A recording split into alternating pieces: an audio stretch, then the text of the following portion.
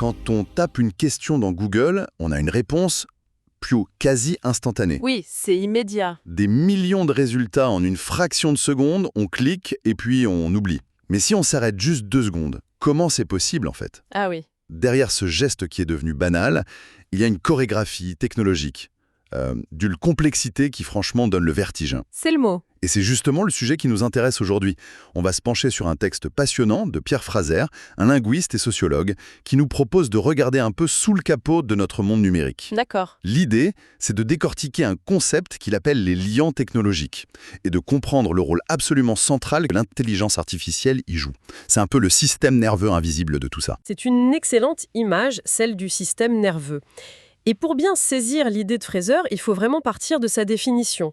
Un liant technologique, pour lui, ce n'est pas juste un câble ou un protocole. Non, c'est plus que ça, j'imagine. Bien plus.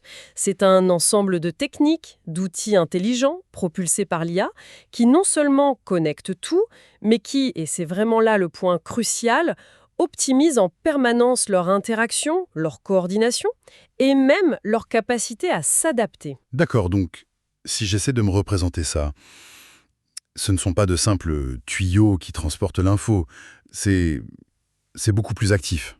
Exactement. J'imagine une sorte de chef d'orchestre intelligent qui s'assure que tous les instruments, nos téléphones, les serveurs, les objets connectés, que tout ça joue en parfaite harmonie. L'analogie du chef d'orchestre est très juste, mais elle a peut-être ses limites.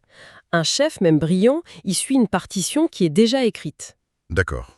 L'IA, dans le rôle que décrit Fraser, elle ne se contente pas de suivre la partition, elle la réécrit en temps réel. Elle écoute l'acoustique, elle sent l'humeur du public et elle ajuste la musique en 1 milliseconde. La vraie force de ces liants, c'est leur capacité à gérer ce que l'auteur appelle des systèmes hétérogènes. Hétérogènes, c'est-à-dire des technologies qui n'ont à la base rien à voir les unes avec les autres? C'est exactement ça. Vous prenez un capteur de température dans un entrepôt en Finlande, un smartphone à Buenos Aires et un supercalculateur en Californie. Ok, rien en commun. Rien.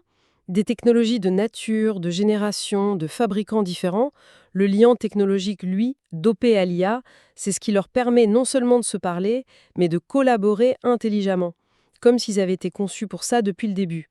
C'est fou. C'est là que la simple connexion devient une véritable orchestration. Et c'est là que ça devient dingue, en fait. Et pour nous aider à saisir l'ampleur du truc, l'auteur utilise une image que je trouve brillante. Celle de modules qui s'emboîtent un peu comme des poupées russes. Oui, il nous fait visualiser la chose par niveau, c'est très clair. Le premier niveau, la plus petite poupée, c'est notre ordinateur. D'accord, juste ma machine. Juste votre machine. C'est déjà un système complexe, un assemblage de modules. Le microprocesseur, la mémoire, le disque dur. Pour que ça fonctionne, tout ça doit coopérer.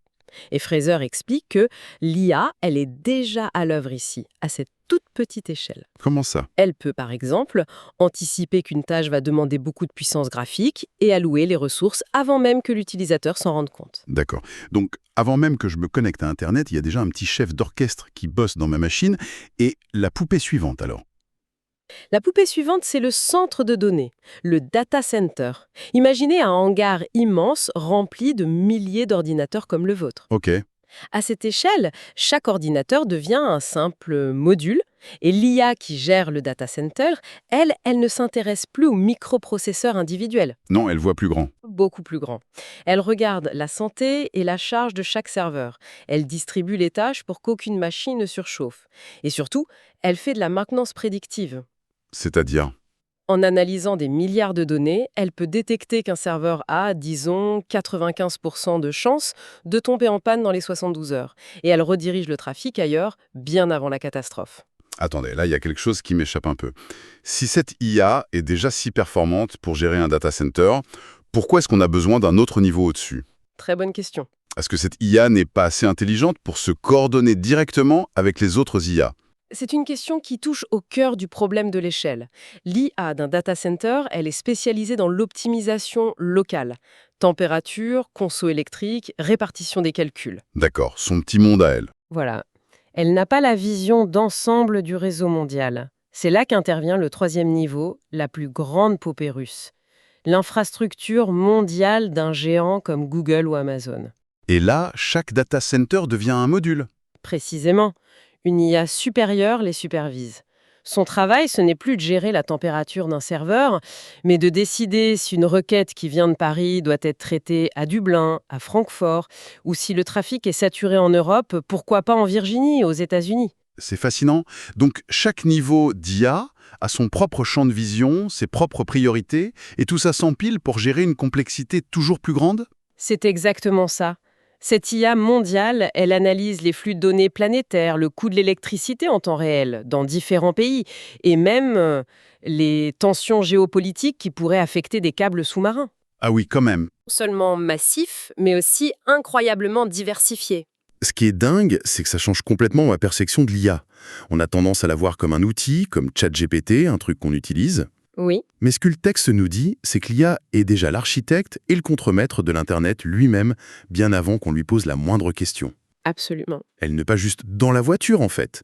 Elle est la route, les feux de signalisation et le centre de contrôle du trafic en même temps. C'est une excellente synthèse de cette idée. L'IA n'est plus une application qui tourne sur l'infrastructure, elle est une partie fondamentale de l'infrastructure. D'accord. Alors, pour que ce soit bien concret, revenons à notre recherche Google. Quand je tape « recette de la meilleure tarte au citron » et que j'appuie sur « Entrée », que se passe-t-il exactement avec ces lions et ces poupées russes? C'est l'exemple parfait. À l'instant où vous appuyez sur Entrée, votre requête est décomposée en une multitude de petits paquets de données. D'accord. Imaginez que votre phrase est transformée en un puzzle de 1000 pièces. Et j'imagine que ces 1000 pièces, elles ne prennent pas toutes la même route. Pas du tout. Et c'est là que le premier liant intelligent intervient. Des algorithmes d'IA au niveau mondial analysent le réseau en temps réel. Ils voient un embouteillage sur un câble près de New York, une latence sur un satellite, Et ils recalculent l'itinéraire. pour chaque paquet individuellement. Une partie de votre tarte au citron peut passer par un câble sous l'Atlantique, une autre rebondir sur un serveur à Londres. C'est une sorte de Waze pour les données, mais à l'échelle planétaire et à la vitesse de la lumière. La comparaison est très bonne. Une fois que toutes les pièces du puzzle arrivent à destination sur différents serveurs, elles sont réassemblées pour reformer votre question. Mais le travail de l'IA ne fait que commencer. Ah bon? Une autre couche d'IA analyse le sens de votre requête. Elle comprend que vous cherchez une recette et pas l'histoire de la tarte. Et elle va interroger un index de milliards de pages. Tout ça en une fraction de seconde. D'ailleurs, l'auteur rappelle que les fondations de tout ça, comme le protocole TCP/IP, Oui. qui gère le transport et le réassemblage, sont des exemples historiques de ces liens. Aujourd'hui, l'IA vient juste les rendre infiniment plus performants. C'est une véritable symphonie invisible. Et l'auteur, il ne s'arrête pas là. Il décrit cette architecture non pas comme un simple réseau, mais comme une structure à plusieurs couches, des strates. Un peu comme si nos données voyageaient à travers les étages d'un immense building virtuel. C'est exactement l'image qu'il faut avoir en tête. Un modèle en 7 strates, où chaque étage a une fonction très précise, et il ne communique qu'avec l'étage juste au-dessus et juste en dessous. C'est ce qui permet au système de ne pas sombrer dans le chaos. Et on peut visiter quelques étages de ce building? Bien sûr, tout en bas, au rez-de-chaussée, on a la strate physique. C'est le plus concret, on transforme les 1 et les 0 en un signal physique. Une impulsion lumineuse, une onde radio? C'est ça, la lumière, la fibre optique, l'onde pour le Wi-Fi, le courant dans un câble. C'est la plomberie de l'immeuble, quoi. D'accord. Juste au-dessus, la strate de liaison gère la connexion directe entre deux appareils. C'est elle qui s'assure que les données qui sortent de votre box arrivent bien à votre ordinateur et pas à celui du voisin.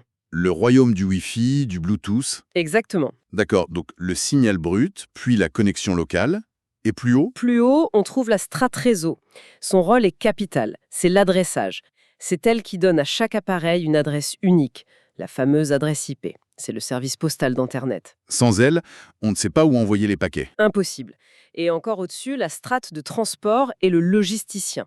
C'est elle qui prend les paquets, vérifie l'adresse et s'assure qu'ils arrivent tous à bon port et dans le bon ordre. Et tout en haut, j'imagine qu'on arrive à l'étage où nous, les utilisateurs, on se trouve. C'est ça. La 7e et dernière strate, c'est la strate d'application. C'est celle qu'on voit, celle avec laquelle on interagit. Le protocole HTTP de votre navigateur, votre messagerie, tout ça, c'est au dernier étage. Attendez, là je suis un peu perdu. Si l'IA optimise le routage sur la strate réseau, mais qu'elle améliore aussi mon Wi-Fi sur la strate de liaison, est-ce que ce sont des IA différentes qui se parlent à chaque étage, ou c'est une seule super IA qui contrôle tout? C'est le point central de l'argument de Fraser, et c'est pour ça qu'il parle de liants de nouvelle génération. Ce ne sont pas des IA isolés, c'est une intelligence diffuse qui imprègne chaque strate. D'accord. Elle agit au niveau liaison en optimisant les canaux de votre Wi-Fi. Elle agit au niveau réseau en choisissant les routes les plus rapides. Et elle agit au niveau application en vous suggérant le mot suivant dans votre email. Donc, elle n'est pas juste au sommet. Elle est partout. Partout. Elle ne se contente pas d'utiliser l'immeuble, elle en renforce les murs, optimise les ascenseurs et nettoie les vitres à chaque étage en même temps. Je suis en train de réaliser que toute ma vision de l'Internet était fausse. Je l'imaginais comme un réseau d'autoroutes, mais d'après ce que vous décrivez, c'est bien plus proche d'un organisme vivant, avec une intelligence qui circule à tous les niveaux. C'est tout à fait ça.